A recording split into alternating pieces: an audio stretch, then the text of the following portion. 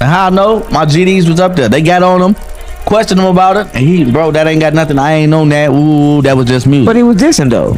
To get it back in blood or whatever. Yeah, he was dissing all in that song, so I ain't gonna say it ain't that. It was that. He was. Ain't that the song my P.O. asked me how I get up to the highest duck? Yeah, that was disrespectful. I didn't like that. Pooh Shiesty really thought his fame and street credit would protect him in federal prison, but he would later find out that it only made him a bigger target. After getting the brakes beat off him by the gangster disciples for disrespecting them on a Lil Durk track, he stayed quiet. But now, after coming home and a couple months going by, he would finally respond in a leaked song that's got the whole hip-hop community talking. The shocking truth behind what went down in USP Victorville is darker than anyone imagined, and we're about to reveal it all. What's good, fam? We about to dive deep into some real federal prison politics that's been shaking up the hip-hop community. This ain't just street drama. This is about what happens when Chicago gang politics follow you behind them walls, and how one feature on the wrong song can turn your bid into a nightmare. Now, before we get into this wild ride, let me keep it 100 with y'all.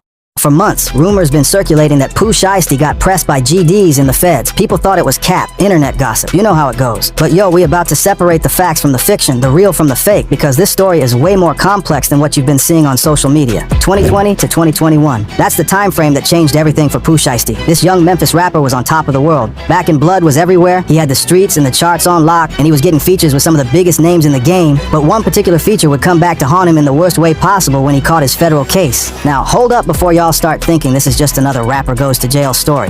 This situation involves Chicago gang politics, federal prison yards, and the memory of a fallen rapper that the GDs hold sacred. But here's where it gets real spicy. Pooh Shiesty wasn't even directly dissing anybody, but in the streets and in prison, association is everything. So check it. Lil Durk dropped a track called Should've Ducked, and he got Pooh Shiesty on it as a feature. Now, for those who don't know the backstory, this song was a direct diss to FBG Duck, a GD rapper from Chicago who was tragically killed by O Block members in 2020. Chicago rapper who was gunned down here on one of Chicago's ritziest streets. They say 2 other people were also shot when 4 gunmen, witnesses say, jumped out of cars and fired from just a few feet away. The whole situation was messy. Duck got shot in broad daylight in the Gold Coast area of Chicago, one of the most upscale neighborhoods in the city. It was a hit that shook the entire Chicago drill scene. On Should've Ducked, Durk was going crazy with the disrespect. He was mocking Duck's death, talking reckless about the whole situation, and basically celebrating what happened to him. The title itself was a play on Duck's name and the fact that he got caught slipping. That's some cold-blooded type energy right there. Let that sink in for a minute. Now, Pooh Shiesty's verse on the track, he wasn't directly dissing Duck, he was just doing his regular Pooh Shiesty flow, talking